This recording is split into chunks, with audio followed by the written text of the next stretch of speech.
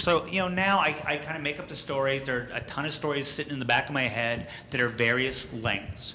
And a lot of times I'm just waiting for somebody to say, oh, we've got this thing over here. We need a 10-page story. I want to make sure I've got a 10-page story, back there.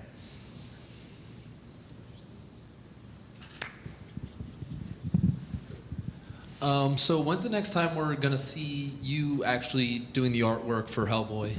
And especially like the path that's Hellboy, or you're taking it in right now, or is he he's going to be around for a lot longer, or I'm getting worried. I don't know. I don't know if you're wrapping stuff up. He's gonna.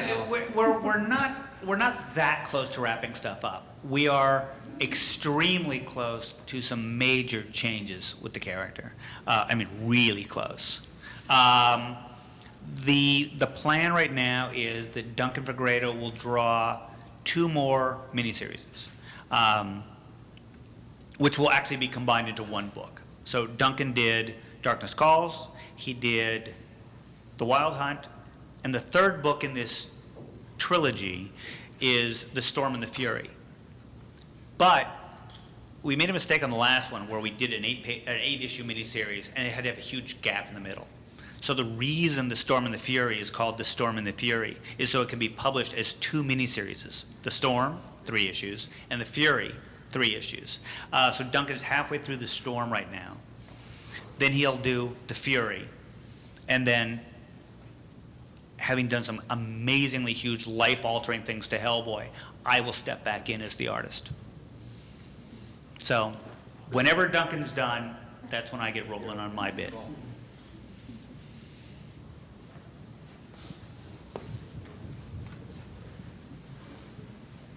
Hi. I know a lot of writer artists with their own creations bring a lot of their life experience to their work. I was wondering if a vast tentacled creature has attacked you and thrown you around the room, or that kind of thing. Not so much. I had no interest in doing stories about laundromats and growing up in Oakland, California. And I'd rather draw monsters. But that said, my personality is all over that book. And as I've become more comfortable writing, there are more and more things I put in there that I can kind of go, I don't know why I'm putting that in there. Should I, logically, it would make more sense if it was this, or this, but my personality dictates that this happens. So I'm trying to be truer and truer to that inner voice, and eventually I turn it all over to my shrink and she'll tell me what it means. But right now I don't want to know. So I'm just trying to do what I do. And I've been very fortunate that it's a relatively commercial book. Somehow, despite all the things I've done, it's still a relatively commercial book. So as long as I get to do what I want to do, the more you get away with stuff, the more you go, well, if I got away with this, then maybe I can get away with this. So, thank you. Aside from your work on Hellboy, do you have another favorite superhero or other comic book character? Not as far as things I would want to draw, no, not really. I mean, I've kind of, I grew up reading Marvel Comics. I will always have a huge affection for all those Jack Kirby, Stan Lee characters. But most of that stuff doesn't exist anymore in the form that, it existed for me as a kid.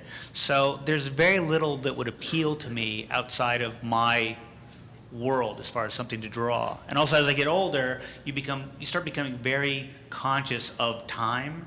And right now I have more stories and pictures that I want to draw than I'll ever be able to do. So Craig Russell told me years ago, he had been offered some kind of X-Men annual or something, and I think he agreed to eventually ink it. But I said, well, why didn't you draw it? And he said, because I've only got so many pages in me. And if I spend however long it's going to take to draw that graphic novel, or whatever it was, that's whatever number of pages of my own work I'll never do. So my feeling is, I want to use whatever energies I've got to do my stuff. and which is again, going back to like the film and stuff. Guillermo asked me to work on The Hobbit for a much longer period of time, but that's too much time away from doing my work.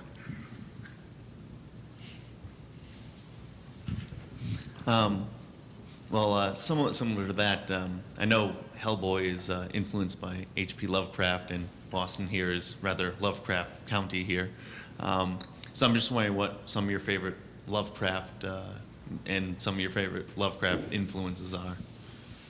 Well, yeah, Lovecraft is kind of, I think people use Lovecraft as kind of the buzzword for that pulp magazine stuff. It wasn't just Lovecraft. There were a lot of guys that were kind of swimming around the same pond at the same time. Robert E. Howard and Clark Ashton Smith, and these guys all kind of fed on each other.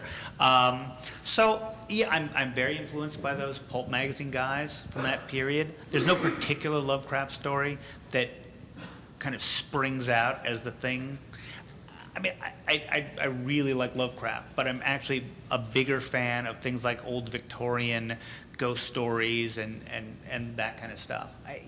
I've read so much of this stuff, and I like so much of it, it's very hard for me to be very specific about this guy or that guy. I'm just a big fan of that period of literature from actually even the early 1800s through the pulp era. I read very little contemporary stuff.